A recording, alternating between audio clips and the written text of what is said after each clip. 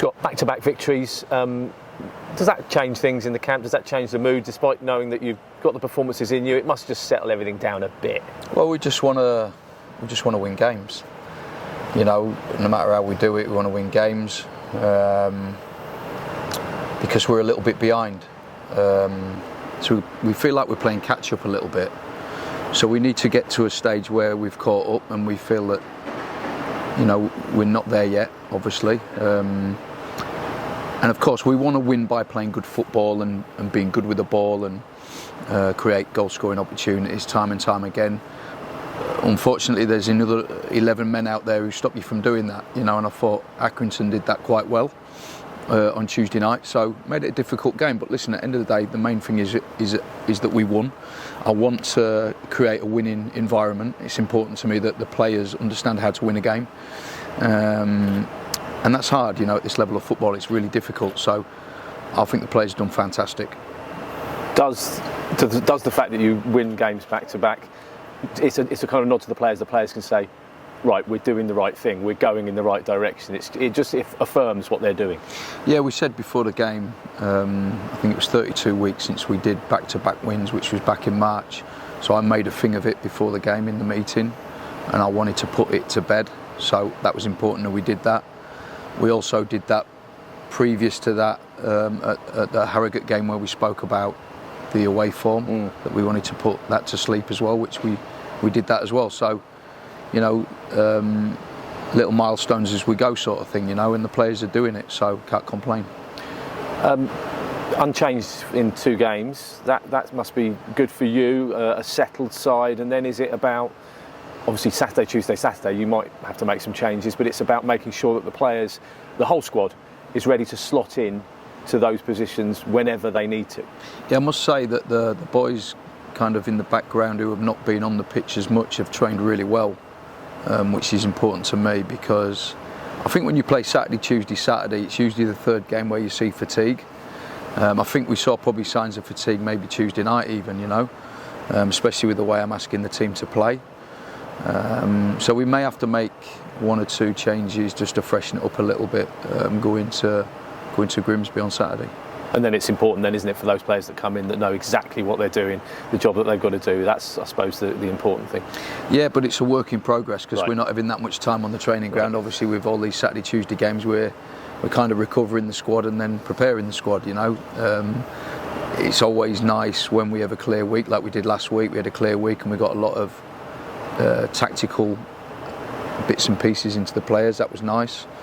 And we saw the fruits of that at Morecambe, so I think it's always nice when we do that. But having said that, I think the players also learn from playing in games and improve from playing in games, and probably the way we're asking them to play as well, potentially get more conditioned to playing that way when they do play in the games.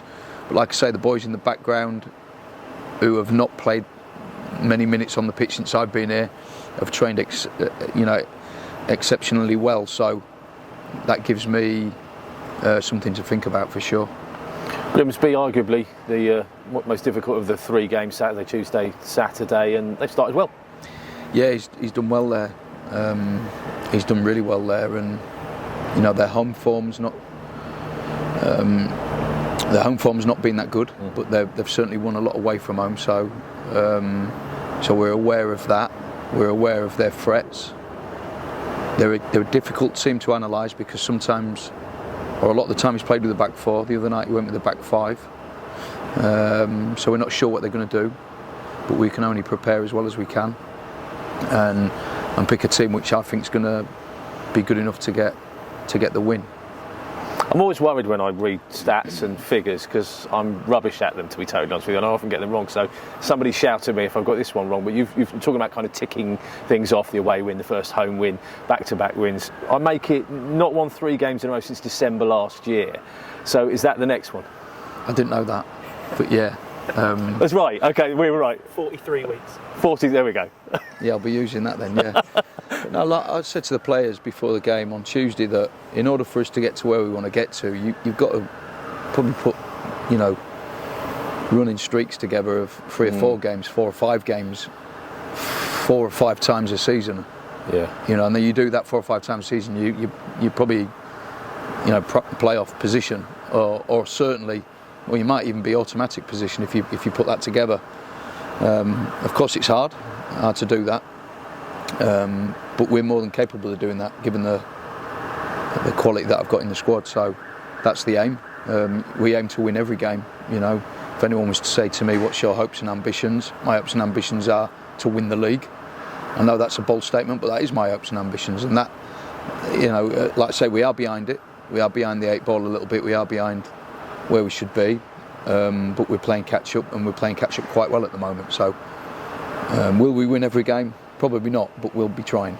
And it's interesting, just my final question was on that, about the catch-up, because you say you're catching up, but at this point it is still quite early, and yes, there is a bit of catching up to do, but a streak, as you call it, changes everything. I mean, you're 3 points off the playoffs at the moment. It's that point goes quite quickly, though, doesn't it? You get to December and January and you're like, hold on a minute, we are behind, and then catch-up becomes more difficult. So it is quite a pivotal moment. I think we're always looking above us, because I think there's a lot of teams that kind of at the top end of the table are dropping points. You know what I mean? There's only really Port Vale and maybe Walsall kind of seem to keep winning, don't they? And everybody else seems to be dropping points. So no one's really grasping it. So there's no really runaways. And I thought, even you look at Port Vale, I thought we were the better side on the day against them. Albeit we didn't really create loads of chances in the game. I did feel that we did probably enough to probably come away with a point at least. But just goes to show that we're not that far away, really, like you say. But also, we're not quite there in terms of what I want the team to look like. I think the mentality of the group's really good. They're working extremely hard, but we're a little bit clunky with our play, and we're not quite where I want us to be yet, But they're working extremely hard, and I'm sure we'll get there soon. Love the word clunky, by the way. Love the word. Thank you for that. Thank you.